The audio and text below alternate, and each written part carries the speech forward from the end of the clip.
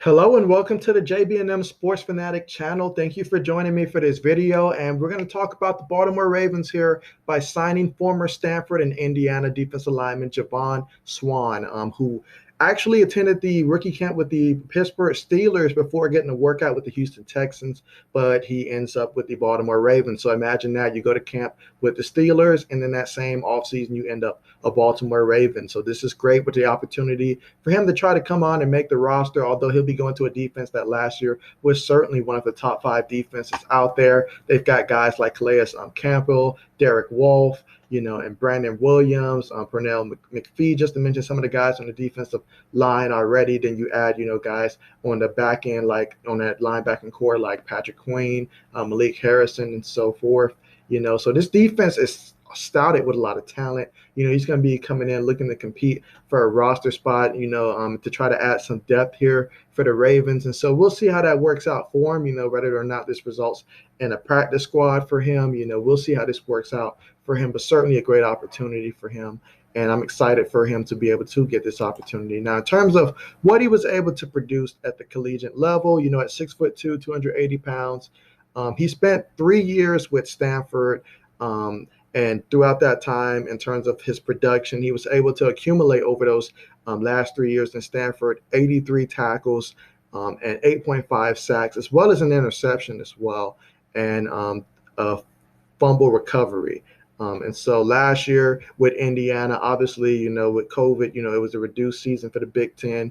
So, he was able to suit up for about 6 games there, but there wasn't a whole bunch of production that he was able to accumulate there because, the Big Ten just was going through a lot. But all that being aside, though, we know that throughout his entire career, he had 87 total tackles. So he's certainly, someone that can get after the ball. And we'll see just, his growth, as I imagine that he's going to be a guy that you're going to have to continue to develop. But in time, we'll see what he turns out to be moving forward. Now, in terms of the draft profile that they had, on him, from NFLDraftBuzz.com. Some of the strengths that they had is that he's aggressive with good awareness to track the ball and attack, tenacious, tough, competitive, and versatile, flashes upper body strength to rip and has the punch to push through interior linemen on stunts and twists, flashes strength at the point of attack with active, violent hand use and forceful with his upper body to defeat blocks and strong hustle player. So someone who has a high motor, tough, great upper body strength is what they're saying, and can, track the ball and attack. He plays with leverage at the point of attack, whether inside or outside, and keeps eyes in the backfield with inside, moves linemen to either side with strong hands. So therefore, he can adjust, where his lineman is to try to position himself to get after the ball carrier. He keeps his eyes in the backfield so he knows where the ball carrier is, which perhaps helps him not be in the wrong place at the wrong time, but rather to help him, with that play awareness. And so therefore, those are some of the strengths there that he possesses. Some of the weaknesses they say is that he has limited athleticism and range. He lacks natural explosiveness or first step burst to consistently threat the edge. He's active, but his shorter arms are and only adequate bursts off the line render him a wave or sub package player in the pros. Average size, in very ordinary flexibility and fluidity, not overly explosive and lacks the speed to threaten.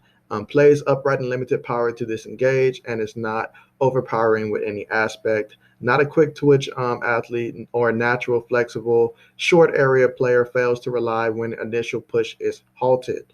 So with all of that saying, I mean, obviously he's going to have some work to do, but as he continues to hang around, get bigger, get stronger, more coaching, there's some stuff he can work on, speed that may be a limitation, but he seems to have a lot of upper body strength. So as long as he continues to build upon his strength and work on his game, he should be in a good place. And so we'll see how that works out, but he's certainly going to be surrounded by a lot of guys who can teach him the ins and the outs of playing on the defensive line, especially with the Ravens. So this will be an invaluable experience here as he gets to be around the veterans, and we'll see just how this works out for him. But certainly an interesting story moving forward, and excited to see how this goes, as the Ravens are certainly just looking to see if they can add more depth and just really get a strong evaluation of Javon Swann as they will be doing with quite a few players, with the at this time of the year, honestly, up until we reach preseason. So we'll see if we get to see Javon in the preseason games, when it comes, and see how things go from there. But with that being said, thank you so much for joining me for this video.